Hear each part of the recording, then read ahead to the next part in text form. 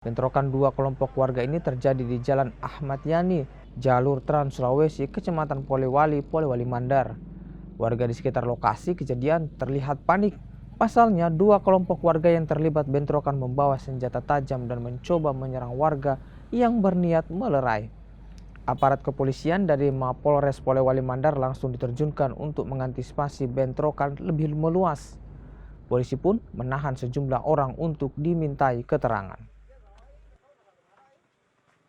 Warga pada keluar semua berhamburan melihat sumber suara. Ternyata di dalam toko, arah dalam toko, orang baku kejar, baku pukul. Baku pukul dalam? Oh iya, dia kayaknya seperti mau menikam lawannya. Begitu. Iya, ada yang bawa ada yang bawa sajam ya? Iya, ada yang sajam, dia buang ke lantai.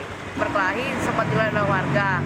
Saat ada warga tenang-tenang, ternyata ada pria yang datang naik motor. Ternyata mereka baku panggil. Mereka baku panggil sama-sama, kedua-duanya saling baku panggil. Entah siapa, kayak mereka satu keluarga datang tiba-tiba, membawa parang, justru mencari musuhnya, saling berkelahi.